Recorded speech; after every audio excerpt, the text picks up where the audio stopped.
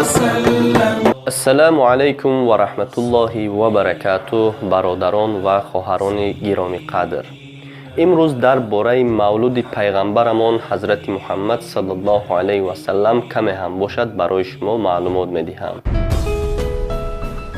محمد یا رسول الله، محمد یا حبیب الله. مولود چون روز تولد پیغمبرمان حضرت محمد صلی الله علیه و سلم در میان مسلمانان پهن شده است.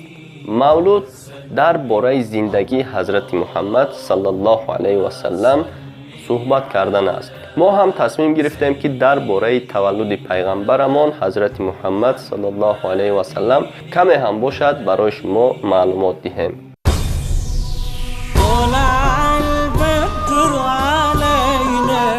من ثنيات الوداع وجب الشكر علينا ما دعا للهداع. طلع البدر علينا من ثنيات الوداع وجب الشكر علينا ما دعا للهداع. بله دوستان عزیز، مولود 12 ربیع الاول سال 571 30 نوامبر سال 2017. مولود چون روز تولد رسول الله صلی الله علیه و سلم در میان مسلمانان پهن شده است. مولود در باره زندگی رسول الله صلی الله علیه و سلم صحبت کردن است. آیت و صلوات و غزل خواندن است. در چاره‌بینی مولود دوره فاطمی ها تنها خادمان دولتی اشتراک میکردند. فاطمی ها روز تولد حضرت فاطمه را رضی الله عنه دختر رسول الله صلی الله علیه و سلم نیز چون مولود جشن میگرفتند. مراسم مولود بار اول از طرف بزرگان اهل سنت سال 604 هجری با سردار صلاح الدین ایوبی جشن گرفته شده است. در این مراسم تمام مردم اشتراک نمودند. عالمان دعوت شدند و زندگی نامه رسول الله صلی الله علیه و سلم را برای مردم قرائت نمودند. بعداً مراسم مولود در مکه و مدینه نیز رونق یافت. در امپریای عثمانی ها نیز جشن مولود جای خاصه را کسب کرده بود.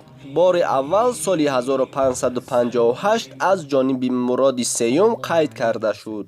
در اول مراسم مولود تلاوت قرآن، بعد از آن امر معروف و زندگی رسول الله صلی الله علیه و سلم نقل کرده می شود. یکی از نشانه های مولود کردن نشان دادن دوستداری است.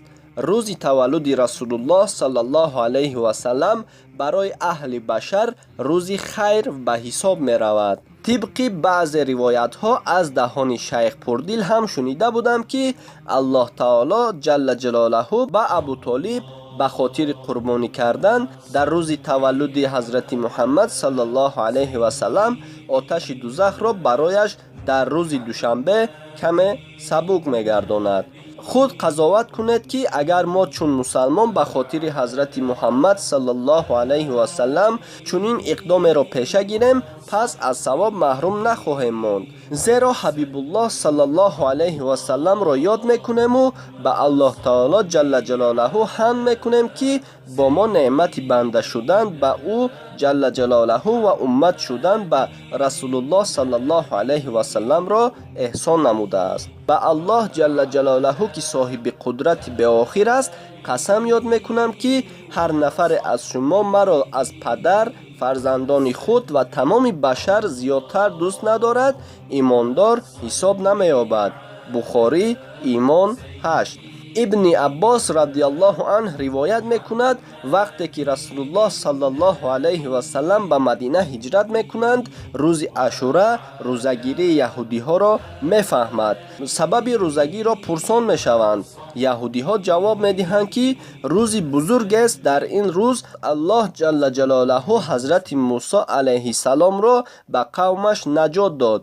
حضرت موسی علیه السلام برای شکر روزه گرفت. ما نیز به خاطر آن روز روزه میگیریم. رسول الله صلی الله علیه و سلم فرمود ما با موسی علیه السلام از شما دیده هم نزدیکتر و هم اولادتریم. از آن روز هم خودش صلی الله علیه و سلم روزه گرفت و هم به دیگران توصیه داد. مسلم سیم 127.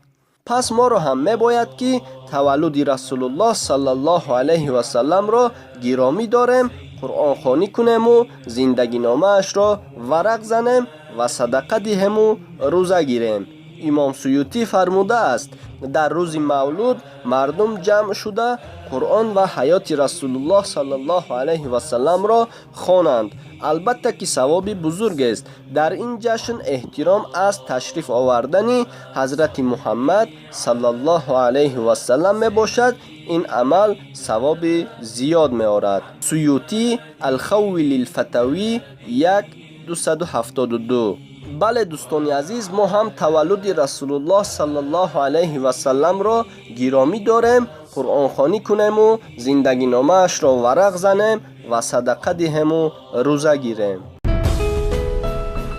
محمد یا رسول الله، محمد یا حبیب الله. خوب بینندگان عزیز، یک چیز دیگر رو برای شما پیشنهاد میکنم.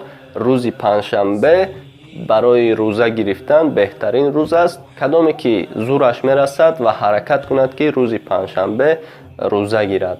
و این نوار ما به پایان رسید. در آخر به تمام مسلمانان روی عالم، همه مسلمانان را به روز تولد پیغمبرمان بار دیگر مبارکباد میگویم.